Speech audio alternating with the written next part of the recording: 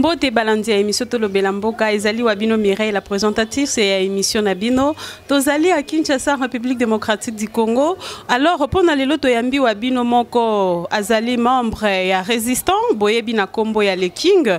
Alors il y a quelque chose qui cloche dans la Mouka. Il fallait qu'il remise et reprise ça les mamés simbité pourquoi Tolanda.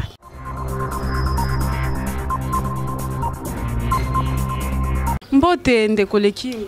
Yenge matondo ingeta mbote na ba kolo Congo nyonso po ngana betaka lisona ba kolo Congo aza kolo Congo te alongwa liboso ya télévision pour makambo tokoloba ko pesa ye motema pasi nzamba mpungu nzambe mokeli ya Congo nzambe mokeli ya likolo na se yo moto pesi biso Congo oyo olobi na tango nyonso tokosambela to sambela pe pona mboka na biso po bénédiction na biso eza na kati pe to sambela pona bakonzi na biso tala bakonzi ya mbulunga moto nyonso alingi boye alingi yazwa biso toko kende wapi ingeta ndeko le King lobi tozela ki remise et reprise mais simbité ndeko fayulu akomi incompétent na ngomba na bango bazo supporter lisusu te ou bien il y a quelque chose biso tozo yebate ko sunga biso la muka on parle de la muka na zasir la muka na mekako pesa ba définition belé parce que la muka zaka hasard te la muka kelama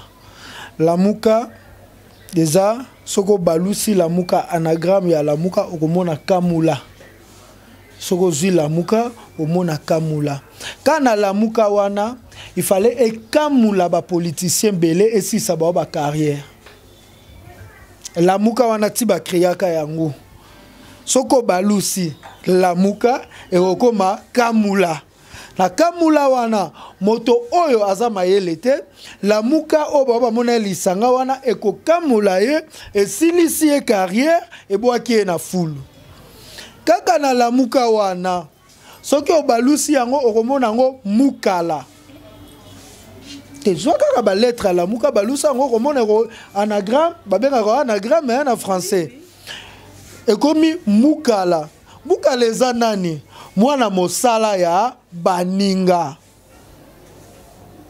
donc moto oyo akondima kozala na la muka oyo ya peuple esengelaki andima kozala mwana mosala ya baninga koluka te koleka baninga n'esprit koluka te ke ngande soko olobi ngande oza esu mokala te mpona esengeli ozala mukala yango ntango basanganaki apesa ba définition au point na bato ya des définitions ou spirituelles tango basangana ki bango nyonso babi esengeli to pona moto moko moto wana akoza mukala ya biso na mukala ya peuple donc moto wana esengeli ayoka peuple ayoka pe biso poto kende liboso mais koyoka biso tango bato basangani ya le bien et le mal soki okoyoka bato na mabe ezali pona koboma Congo. Soki okoyoka bato na malamu eza po Congo ekende liboso.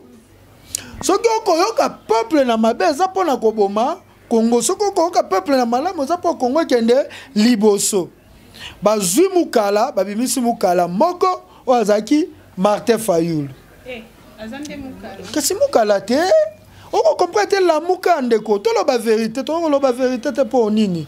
Oza ba vérité oyo tokobimisa ngo kaka soki to comprendre makambo to koloba hasard na vie eza kate la muka eza ya Martin Fayulu te la muka eza ya Adolphe Muzitu te la muka eza ya Jean-Pierre Bemba te eza Moïse Katumbi te quand on parle de la muka tokomona nani na la muka tokomona Félix Antoine Tshisekedi tokomona Vital Kamerhe tokomona Matungulu tokomona Mbusa Nyamusi tokomona nani oyo Adolphe Muzitu tokomona Jean-Pierre Bemba tokomona Martin Fayulu tokomona oyo ya Lubumbashi Moïse Katumbi omoni la muka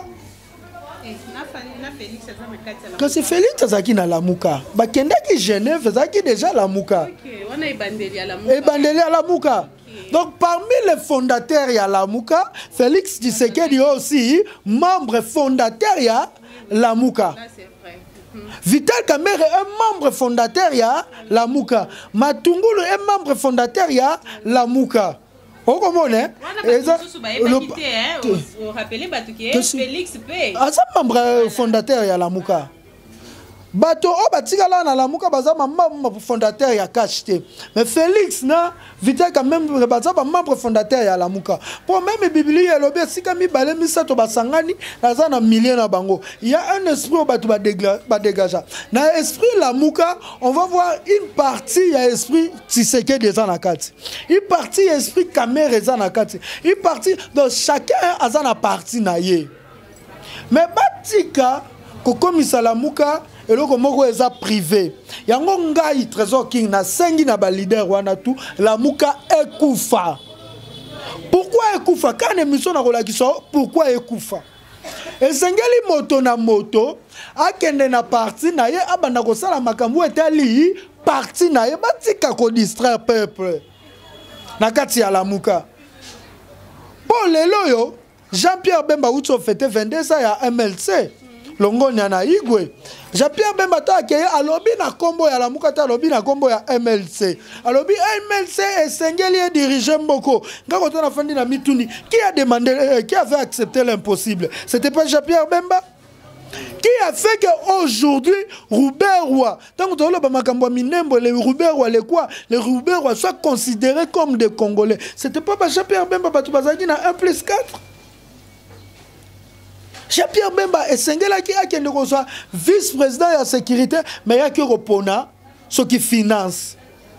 Tango mboka na yo et puis que loko za mutu yeza sécurité et loko za mutu yeza justice yo ko wele la mbongo d'intérêt égoïste. D'intérêt égoïste. Le Jean-Pierre Bemba babi MLC Sengeli diriger Mboko au Congo. Na ko senga ba congolais ba comprendre. Et ko diriger Mboko au Congo na nini po moto baye ba kane bandeli na ye. Et bandeli à Jean-Pierre Bemba, tu as dit que non, Jean-Pierre Bemba c'était négocentrique. Celui qui veut tout amasser à la Katine. Et comment on a tant de à Genève. Jean-Pierre Bemba moninga na longwe na course. Nani almoni Moïse Katumbi moninga na longwe na course. Nous devons utiliser une personne au akoyoka biso pour tozonga na course. De nakati ya Lamuka oh biso peuple ba tout pesa ba Lamuka biso peuple nde muto e bagi définition ya Lamuka elingi koloba nini Lamuka elingi koloba kamula Lamuka elingi koloba yango komona matungulu kamula mbuta matungulu asa suna carrière politique te yango komona ka même Lamuka e kamuli batu ebele nani lisanga bonganga fandaki na ye lisanga bonganga ya lobby lelo lisanga bonganga afandi premier ministre na Lamuka e kamulié bimisi bango liquide politique nyoso eza na nzoto na ba maintenant esisi ko kamola batote yango nga na obi avec kamola bango to sila il faut ba panza na Lamuka nini ezoke na Lamuka te eloko eko ke na Lamuka te ezali nini baza na vérité te bazokoka ko se supportane bango na bango te mais bakoka pe koloba yango te que moi je n'arrive pas à supporter l'autre aussi n'arrive pas à me supporter tel n'arrive pas à supporter mususu siko au lieu de loba vérité claire nga nazokoka ko supporter te po nozo sala boye oko komiselo ko boye bakoloba te bakondima makambo na hypocrisie Lamuka ezaki plateforme électorale esengaki emema biso na élection candidat unique après élection oyokaki tango Martin Fayulu azaki na Kinshasa nani Muzito azaki na Kinshasa ba Jean-Pierre Bemba na poto na Moïse Katumbi koloba keno makambo Fayulu akosana Muzito toyebi yango te po biso azaki makambo élection après élection. Même qui avait dit ça Moïse Katumbi. Il y a déjà un président élu. Activité et si là, il y avait déjà des mécontentements entre Bango. Mais Babi, le surtout Sanganato comme une plateforme politique. Et c'est là qui va la vérité na misu. Yo na ko supporter te ponanine. Tant on a zaki na poto et loko nini sala ki ngana loba bongo. Mais ba mikolo lokola bango obiso tokoki olakisa bango vite ba kei ba bito comme sango plateforme politique baye na politique et ce que baye bisa biso nini Lamuka est apporté déjà na combat Congo. C'est ça le bilan qu'il faut faire. Ngazara fanatique té. Ngazara muta peuple. Moi s'il faut critiquer, je critique. S'il faut apporter mon idée n'apporte pas. S'il faut apporter la résistance n'apporte la résistance c'est Sikatou. Pour montrer aux gens que je ne suis pas un fanakwiti. C'est pourquoi on vous appelle résistant, non? Mais je suis résistant. Nazaka fanatique té. Tant que vous avez makambo ko kende bien té, faut que le makambo ko kende bien té. Lamuka baya ko ebisa biso vérité. Combat ya Lamuka ememi Congo wapi. Pourquoi même combat ya Lamuka na lobaka ngo leo isu na lobi ango. Ba bandi ba lobi toko sala nini en américain. Oka propagande en américain. Chargé à propagande. Moïse ezaki nani Jean-Pierre Bemba so pe Moïse Katumbi so nini. Mais bébé Fayulu ayako sa propagande chargé à propagande azate.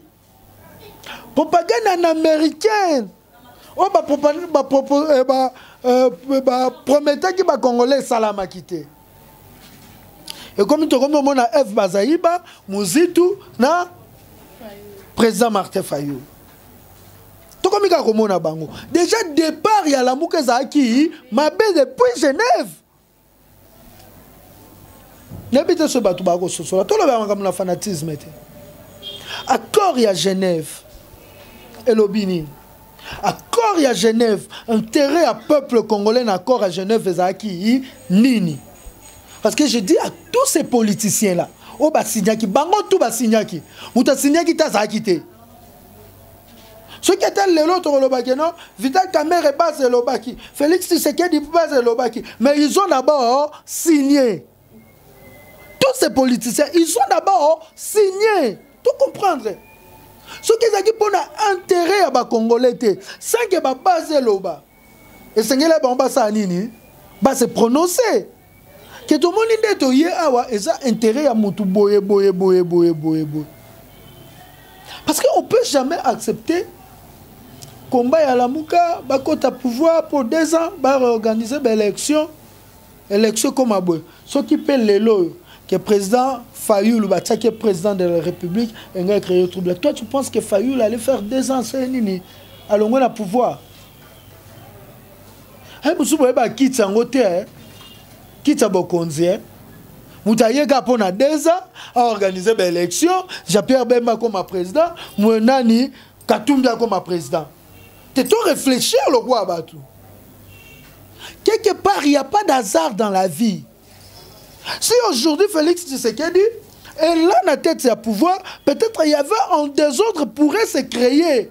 Par rapport à l'accord Nabango, que Dieu avait vu que non, des autres allaient tuer plusieurs Congolais. Parce que même n'allait pas supporter, Fayulu a respecté. Nous les autres aussi, on n'allait pas supporter que Fayulu 2 ans, alors on a pouvoir, Nini, organiser des élections pour passer à Nini. Parce que Bemba, a pesé na point et tout, quand tout va peser na point et tout, peser na point et tout, ça allait créer un autre désordre au Congo.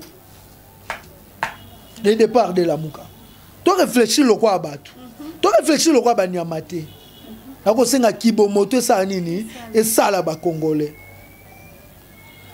Baye, babandi ko se critiquer bango na bango. Nabito mona F Bazaïba, Muzitu na Martin Fayulu ko sa propagande. C'est que Sengela ba lo baliloba be moko. Yo qu'est-ce que deuxième erreur ya la Mouka. Na liloba moko na babi to ko kende élection sans machine à voter. Ceux qui machine à voter pour kende élection oui, bah viola qui ni élection ou le baki que machine à voter ne pourrait pas être na quatre ni électoral. Machine à voler. Oui, machine à voler. Le peuple Ouezaki est belé na sima ya la Mouka. S'attendait la Mouka garder position nango. Mais tant que comme na souka la Mouka a changé de position, a même malisou peuple na élection yango. Est-ce que ba yebi sabatu? Nini bazouaka pour ne changer ce bango idée parce qu'ils savaient bien avec la machine à voter, ba ngaki ba réussir té. Est-ce que bazaki na vérité ya koyebisa peuple nini esala bobandima machine à voter? Ce qui est que Jean-Pierre Bemba Moïse Katumbi mutabengi naki Martin Fayoul pour yebisa Fayoul tonzima machine à voter. Est-ce que Martin Fayoul tout naki bango pourquoi sengela ki tonzima machine à voter? Ba pesa e cache raison. Cache ebio moni biso to baki sans avec machine à voter to okende. Bango babo ibo na sima basa nini? Ba konzima yango pesa la ke chèque à la muka po tango ba bito za après bato atuni oh bo prépara ki ba témoin esika nini po tango baninga ba ko préparer ba témoin bilo bo bande ko boya machine à voter. Voilà un autre désordre. N'habite ce to so là. Un autre désordre est créé dans Katsa Congo. Tant que combien nini bakozwa batémoin ngo babimeli wapi les témoins ngo bazaki formé wapi ba preuve ngo zaki wapi ba tokanga makana ba preuve ya ambongo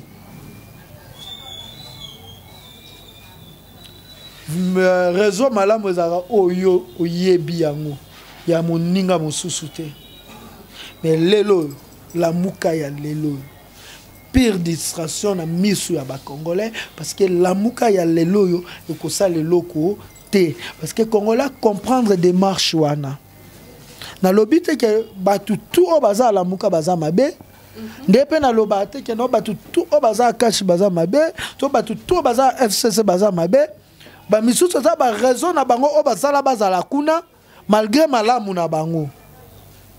Ok, ndeko trésor. Si c'est là comment on a distraction. To yena distraction mususu Assemblée nationale. Ba député à la muka ba bima. Ba invalider ba député ba côté sabiso la distraction. Na boya to senga ba député ba za valider. Ba député ba za valider. Je me trouve rejeté ba député wana bo bima assemblée. Po bolobi Félix Aza président te nana ko signer pour bobanda musala c'est Félix Antoine Tshisekedi tant que bien sa présidente faut pas ça nini bon longo assemblée bobi to reconnaître le roi président assemblée les soit assemblée te ba changer les biso méthode ba député ba ko ça kuna ba résistant résistance dans cette assemblée et ils doivent nous venir nous dire ces députés là quelle résistance ba ça dans cette assemblée et aujourd'hui on va donner ça avec Jeannette Kabila député ani ya la muka on voit Eliezer na kata cash député ani ya la muka Eliezer a député à la muka va voter que nani ya la muka on le sait d'un coup à qui on se retrouver na cash ndenge nini ka désordre au mona na ko la kisoka ba désordre ya la muka pour mona que lelo on peut pas encourager la muka et continuer marche wana chaque leader a simba parti na ye Batige la biso peuple combat na biso to continuer na combat la biso. Le king la muka bo panzana na binoka. Ba panzana pour comme distraction. Ndeko trésor le king et ça na mutu moko azana maboko ba Rwandais. Le kamninya aki a se retrouver kuna ndengeni. Wana to beta no masoba Rwandais to sisa no makamba la muka vato kidela. Ko ba Rwandais. Pour makamba Rwandais c'est sukanda mususa pa kanda ba leader à la muka oyo wa pesa biso. La muka bo énerver les kings. Mais oui. Non là qui sont ba des autres tout ça ba tout réfléchir te ba ken assemblée nationale na assemblée wana ba kozwa salaire ba kolia mais eloko nini déjà o bato la muka na kati assemblée nationale pa ba la kisebiso baza na peuple malgré baza majorité te to landaka ba nini RTNC 3 eza chaîne o bataka ba plénière ya assemblée nationale to landaka yango yebisanga motion nini o bato la muka baloba o to moneza pour peuple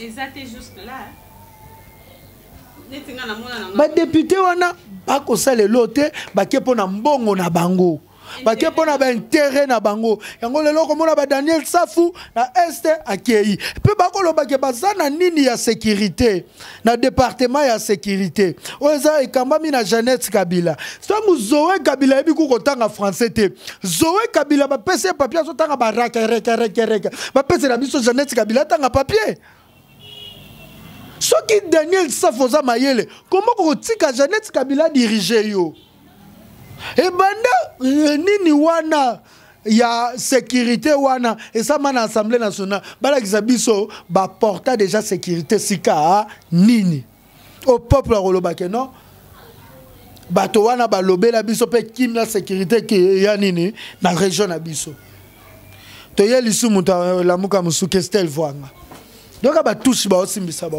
bazo Christelle Vwanga ba pesie nini ya droit de l'homme nini département droit de l'homme na kati assemblée nationale président Tsangoza Christelle Vwanga mutanani ya Lamuka député ya Lamuka Christelle Vwanga Rossi Mukenzi o akufa ti le procès ya Rossi Mukenzi e fongwa mate yo na département ya droit de l'homme ozoloba nini na assemblée est-ce que déjà bimiso bi département droit de l'homme elobi bato tout o bakufa et sengeli ba auteur y a ba massacre na ba répondre na justice parce que bino tout va contribuer tant que boko loba Félix Tshisekedi ne travaille pas bino peut faut travailler tout le monde a gagné dans l'Assemblée nationale ba tout ba boy na sima biso to pointer du doigt pas Félix Tshisekedi talani to pointer du doigt pas Janine Mabunda mais quand vous ne dites rien ndeko o ba boma mobali na ye na et pas bendien na Kingabwa tout ça wana ngani koma yengele presse penge mama wana ye to sole libre presse penge bengi Christelle Vwanga ye baby ça solution ni ba porter na famille wana bana kelasi oyo na este ya Congo ba keko sala tena fep ba kufi etc. Christelle Vwanga message nino sali ya compassion parce que banana président de la République tina batouana no somutase message à compassion à zate message à condoléance à zate on m'a dit toke na mboka distraction na désordre to yeli sous désordre mususu Moïse Katumbi azui nini ya Lamuka tokende Lubumbashi Fayulu na koke Lubumbashi ndenge nini bakomi Lubumbashi to bakomi Lubumbashi oyo za porte-parole à Moïse Katumbi Francis Kalombo critique Martin Fayulu batu ba porte-parole quoi ba presse penge ya Lamuka ba communicateur à Lamuka critique Francis Kalombo on a des autres parce que ce que Francis Kalombo a porte-parole il y a Moïse Katumbi c'est que Memakaka o Moïse Katumbi c'est nini parce que porte-parole les amuto ko mema maloba ya moto donc ba critique tout Francis Kalombo ko sala c'est que ça Moïse Katumbi qui critique Martin Fayulu qui critique Moussetou c'est clair est-ce que faut que s'attaquer à Francis Kalombo bon fan na bino bomi tuna na to komi boye ndenge nini o atindi batune batake o atindi toza mikolo toza na mandefu na mbanga basuki apembe bota biso pe na basuki nyoso nzoto au lieu to sala biloko boye peuple distrait peuple to yokana to kende elongo basali yango wapi désordre ba critique to longa na désordre ba critique to yena désordre mususu na chute wa poto ke na makambo ya Rwanda to ye na désordre ya ba coordination ba tour à coordination et comme tour ya Martin Fayulu a habité bo pesa muzitu na à travailler tangu yo tour na yo o pesi mutu c'est que ba sauter autour wana et sengeli yo zela tu vois, il y a un peu qui mouzitu. C'est qu'après Martin Fayulu, nane sengela ki azala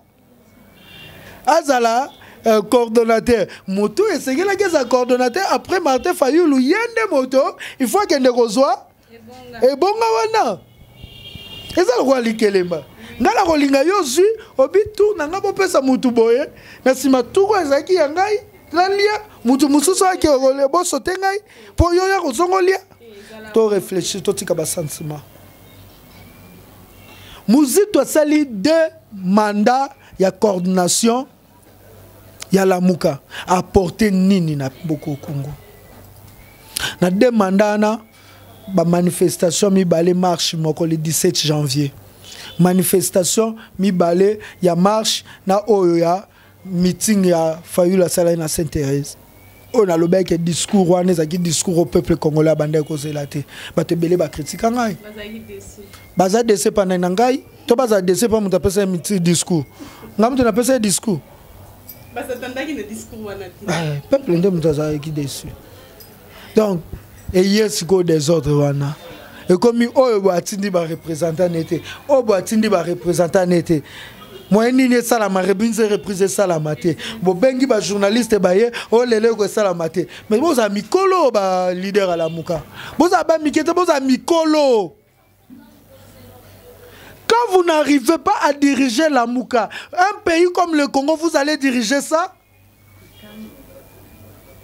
Parce que bon sanganika bobito diriger la muka o ezana diamante ezana coltate ezana cuivre te la muka oyo ezana nini te na ba rebelle te le roi na est mboka Congo boko sala boy mais soki arriva qui bo diriger Congo mais Moïse Katumba ngazwa katanga bakati katanga mais Jean-Pierre Bemba ngazwa Équateur. Parce que tu as qui esprit ça moko te pe Biblia et lobby ba o ba ko tambola bazali kanisi moko te senye basa nini yango nga na sengi bango basa nini ba panzana eza ko te ya ko négocier poto tali bango mingi basali eloko te basa nini ba panzana mutu na mutu ko moloba ono ya parti politique na ye pokoto yo bango tu bazaka message moko te ba communicateur ya la muka Moïse Katumbi na kiti est-ce que ba porte ba mema ki ba communiquer à Moïse Katumbi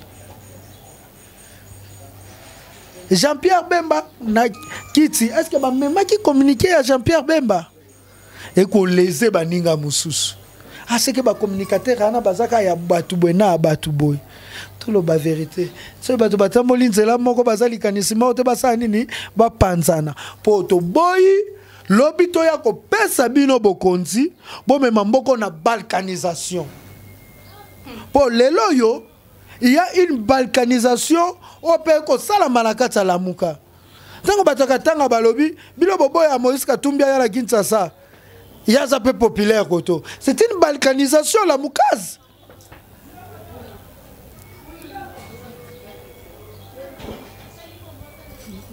Ezalaki le king.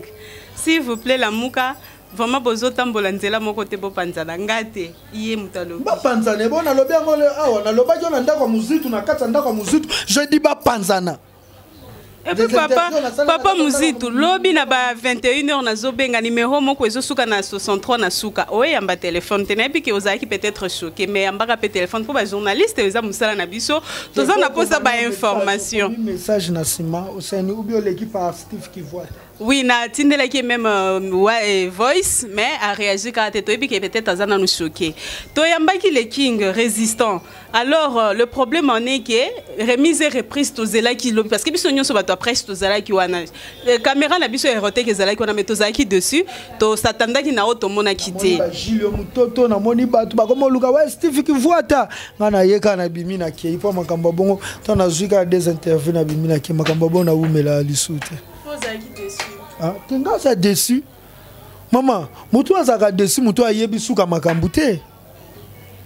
Yoka titi ne to fanda to biteke suka makambu la muke za ba ko panzana.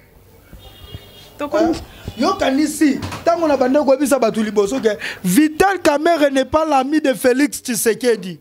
Parce que camarade ya Kimukolo a raté. Comme une souka émission. Je disais ça. Souka émission neni maman. Je disais ça. Et bon tant que baby sika gelo Vital Kamerhe ou bien baby sika lelo ge oh Vital Kamerhe agenda ki koloba biloba loba na Rwanda na komba Félix Tshisekedi ngaka musangai parce que c'est pas son ami camarade qui mukolo a raté. Les king.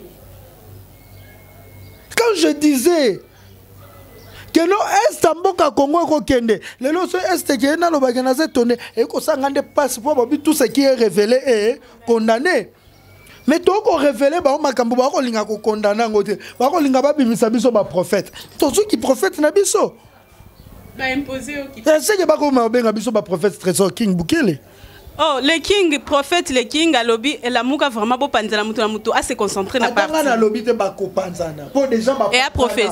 Déjà ba panzana, mais balinga la kisaba tout que ba panzana, c'est l'hypocrisie des le king, pardon. Tokomi na suka, na pesimbote na mokonzi na ngai, Rich Boy Business, vraiment musala ezo mona na soko za na kimbambala pardon bwa kango, Rich Boy ayeli obinovi. Ba nommé au ministre au sala accident au bandoka famille te. Mutu kotambola ki na ngonde za ki mabe. Merci à toute la famille Erotech, bye bye.